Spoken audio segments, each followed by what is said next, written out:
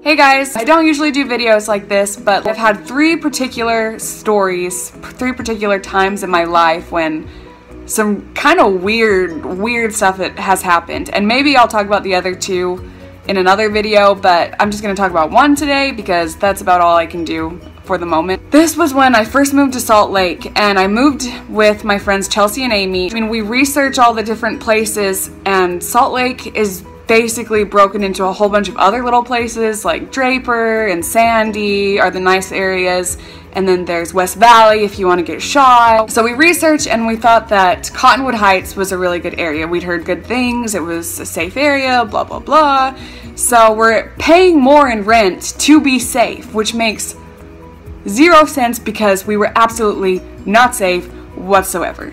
So we go and we check out the house, and I mean, the floor plan is awesome, it's really nice, and they told us, oh yeah, there was a bunch of girls here before you, so it's all good. They skied and everything because we were up close by a ski resort. But the first red flag is we go and there are bugs everywhere. Not live bugs, they're dead, and they're these box elder bugs. They're like, don't worry about it, it's just because no one's been in here. We just haven't had a chance to clean it. It's been empty all summer, so let us clean it, it'll be fine. We're just excited to move to Salt Lake. We just need a place because if I'm not mistaken, Chelsea and I both were starting school like within 2 weeks, and so we really needed to get going. So we sign and everything, and we drive there, and there's a whole bunch of kids in the neighborhood, and we're like, see, this is good. One of the perks was you could go out onto the roof via Chelsea's window, and so we went out there and it was a beautiful view. I mean, you could see the mountains. Like I said, we were up by a ski resort. This is probably a few weeks into it. We're out there and we're like, oh, it's so beautiful, it's so nice out here. And we look over, and the house next to us, the window is open, and there's a guy in there heating something up on tinfoil. So then we start paying more attention to this house, obviously, and it's a drug house. There are random people coming up constantly. They just go in, they leave, no big deal. And so we're like, oh shoot, like that's sketchy. That's really sketchy. The first week we move in, there's no AC, there's a swamp cooler, which did not work when we first came in. So we went like a week with no cooler, and it was so hot. It was miserably hot.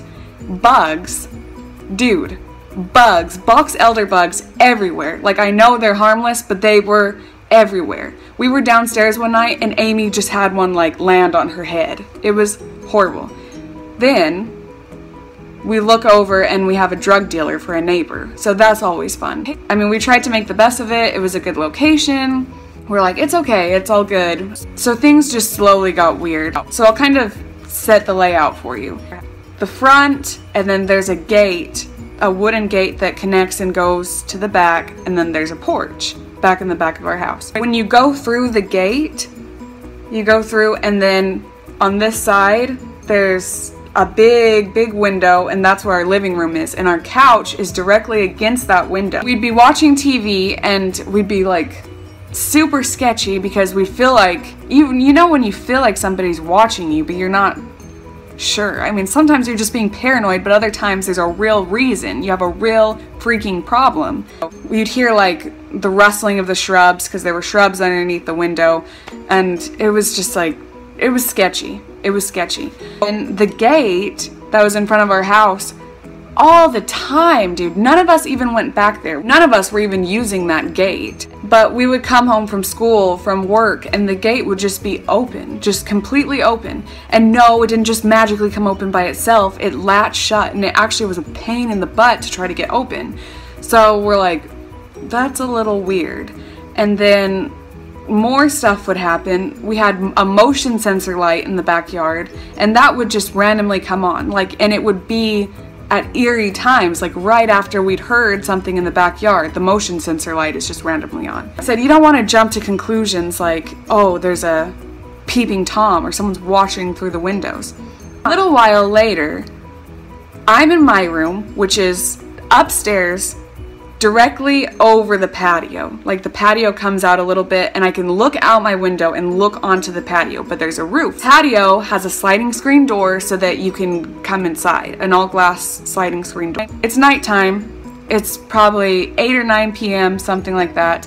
Chelsea's in her room, I'm in my room. All the lights are on in our house. I have music blasting, Chelsea's listening to music. Amy's not home this night, it's just us. All of a sudden, I hear this bang, bang, bang, bang noise, and I'm like, what the heck? Because I have my music on so loud, and I just slowly turn it down, and it's coming from the patio, and it's like, bang, bang, bang. And I'm like, what the crap?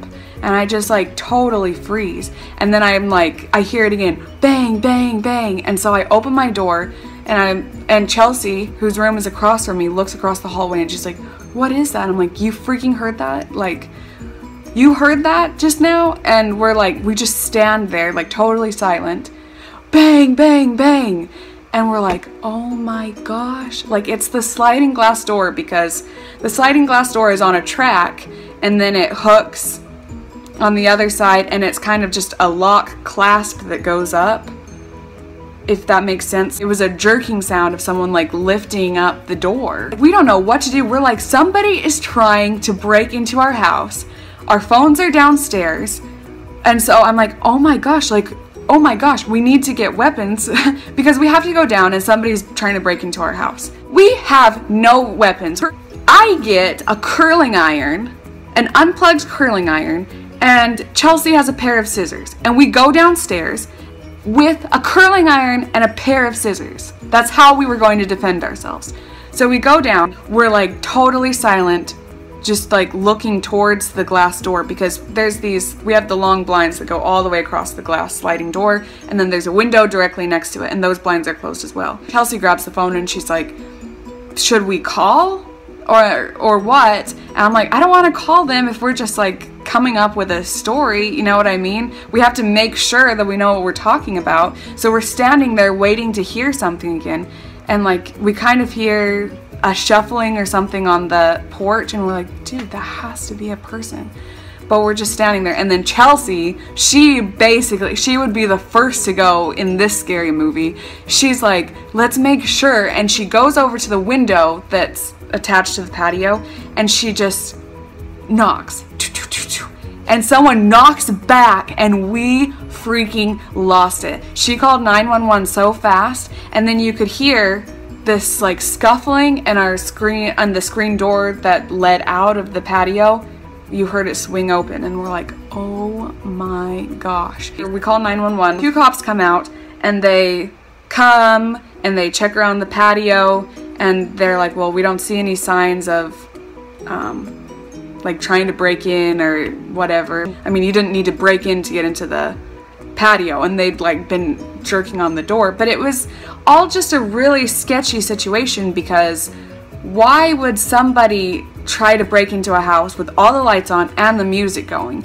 I mean, it was more than obvious that people were home. Like we even had cars parked in the front of the driveway. So we're like, that's really weird, because it's not like whoever was trying to get in just wanted to steal something.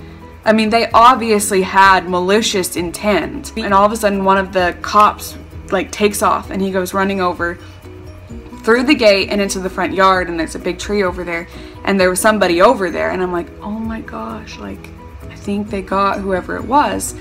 And he comes back and he's like, oh, it's not a big deal, it's just your neighbor, and it's some female neighbor. And we're like, that's weird, because I mean, I think that's sketchy. I don't care if it's a girl. Why is she over like by my front yard? It was just a really creepy situation, and we had a lot of stuff like that going on. You never wanted to be alone at that house by yourself. This is where it gets really weird. Probably 2 months later, I come home from work, and there are news people everywhere. The whole street is lit up. Apparently, they pulled over this guy for a DUI, and he says, by the way, you should check my house, my wife is dead. So, of course, they go and check his house. The wife is dead. They've been having their estranged daughter live with them. She's like mental. Their mental 30-something-year-old daughter has been living with them. She stabbed her mother multiple times, and the body was just in the house for several days. This is my conspiracy theory. I think it was that daughter, and I think she was in some drugged stupor or something, and she tried to get into our house, and she knew we were in there. And I think that she is the neighbor that the police stopped that was over in our front yard. And they're, oh, don't worry, it's just your neighbor. And I'm 99% sure that it had to have been her. So I have no idea what would have happened if she'd ever gotten into our house or if we had ever had a confrontation with this girl.